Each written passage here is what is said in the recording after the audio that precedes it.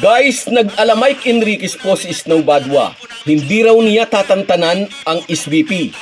Mula raw ngayon ay lagi nilang hahambalusin ang samahang basketball ng Pilipinas kapag may nagawa itong kapalpakan.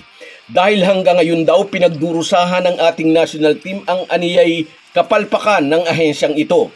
Sa kabila po ng mga problema, marami ang nagpapalagay na blessing pa rin in disguise ang mga nangyari. Naging mas matalas daw ang outside shooting ng Gilas dahil sa mga bagong player na tinap ni Coach Tim Cone. Yan at maraming iba pa ang ating pag-uusapan kaya panoorin nyo ang bidyong ito hanggang dulo. Pero bago ang lahat, kung gusto nyong suportahan ang ating channel, please like and subscribe. Malaking bagay na po yan sa aming mga vlogger. Sa mga nag-subscribe na, maraming salamat. At sa mga hindi pa, salamat sa pagdalaw ninyo dito sa ating channel. September 22 na po ngayon at bukas ay lilipad na papuntang Hangzhou, China ang ating national team.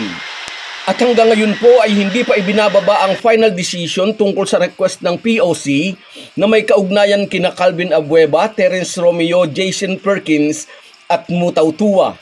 Mamaya po ay may tune-up game ang Gilas laban sa isang team ng South Korea at sang-ayon po sa report, hindi paglalaruin ang 4 na player na nabanggit. Meaning, ang kanilang substitute na sina CJ Perez, Arvin Tolentino, Marcio Lassiter at Chris Ross ang ipaparada ni Coach Tim Cone. Maliwanag po ang ibig sabihin nito. Mukhang nakatitiyak na ang Gilas coaching staff na tablado na sa Hangzhou Asian Games Organizing Committee o HAGO ang 4 na player na iniaapila ng POC. At ang 4 na substitute ni Coach Tim Cone ay hahayaang maka-immerse pa sa sistemang pinatatakbo sa team practice bago pa dumating ang 4. Walang nakikitang problema ang bagong national coach dahil sina Ross, Perez, Tolentino at Lassiter ay bahagi ng Gilas team na naglaro sa Cambodia SEA Games. Madali rin daw makaka-adapt si Kevin Alas dahil sa mataas nitong basketball IQ. Although mas marami raw natututunan ang team sa kanilang team practice, importante rin daw ang tune-up game kontra sa LG Sakers dahil makikita nila o masusukat kung gaano nakalalim ang natutunan ng mga players sa sistemang kanilang pinapractice. Bukas sa publiko at libreng mapapanood ang laban ng Gilas kontra sa LG Sakers mamaya. Anyway, dahil nga po sa mga nangyaring alingas-ngas o kalituhan sa paghugot ng mga players na isasabak sa Asian Games, ay muli na namang naglabas ng saloobin ang sports writer na si Snow Badwa. Bilang isang personalidad na may malaking malasakit sa basketball program dito sa bansa, hindi natin siya masisisi na muli na namang sumabog ang inis ng prangka at kontrobersyal na sports writer.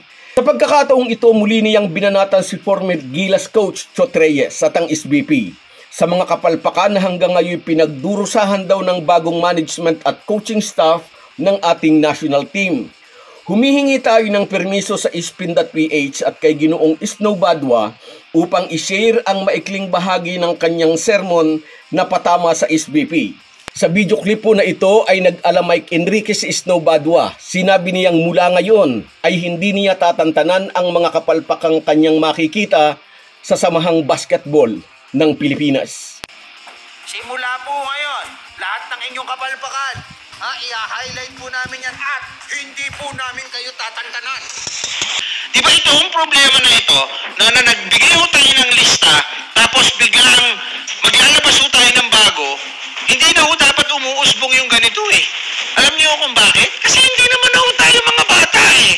Kaya nga po kayo yung mga nakaupo dyan, kayo yung mga professional eh. Kayo ho yung mga nakakaalam. Responsibilidad ng mga National Sports Associations na alamin kung ano ho yung mga batas, kung ano ho yung mga rules, at responsibilidad din ho ng mga National Sports Associations na alamin kung sino-sino pong mga players, mga manlalaro o atleta yung magiging available, yung magiging competitive, at yung magiging valuable pagdating po ng tournament na atin pong sasalihan. Yun ho yung nakakalungkot dito. Ito ang problema natin sa Asian Games ito. Isa lang ho sa napakaraming sigalot. No, isa lang ho sa napakaraming problema. Di ba na kinakaharap po natin dito sa NSA na to? So, Boss Alpanlilio, kung nakikinig ka ho ngayon, no, at kung kayo pa rin po yung talagang in control of the SBP, pakitanggal nyo na po.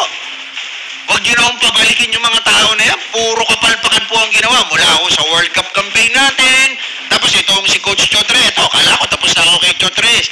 Mula ako sa World Cup campaign natin. Hanggang sa natapos po yan. Sumama, nagalit po yung tao. Buti ka nanalo tayo sa China.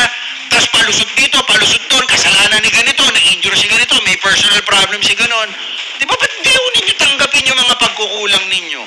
Ba't hindi ho ninyo aminin na nagkamali ho kayo? Hindi naman ho kailangan matalino ho kayo sa mata ng mga tao eh. Hindi naman ho kailangan magaling ho kayo mag-English para hangaan ho kayo ng tao. Gawin nyo yung trabaho ninyo ng tama. Pangatawanan ho ninyo. Eto, nakakaya ho yung Pilipinas.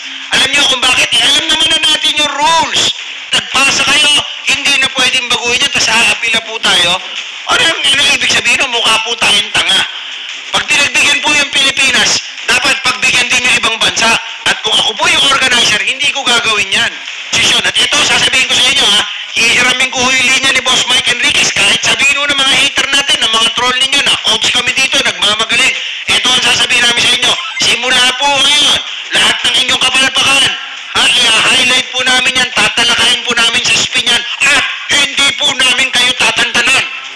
Tama naman po yung sinabi ni Ginoong Snow Badwa na bakit hindi agad inabisuhan si Coach Tim Cone tungkol sa dalawang listahan. Kung nasabihan agad si CTC, hindi na sana nangyari ang ganito. Anyway, nangyari na. Wala na tayong magagawa pa.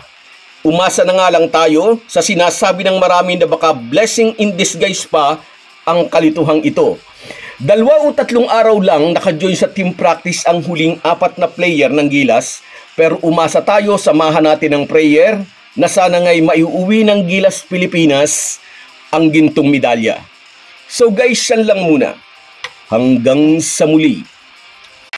Bago tayo magpaalam ay mag-shoutout muna tayo. Shoutout kina Romeo Jimenez, George Antonio,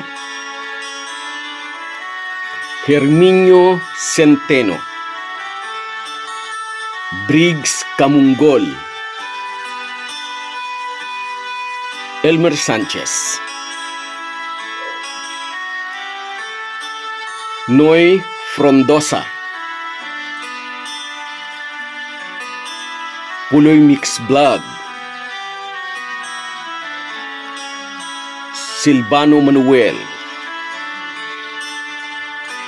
Lita Biloria, at si Edwin Gardon.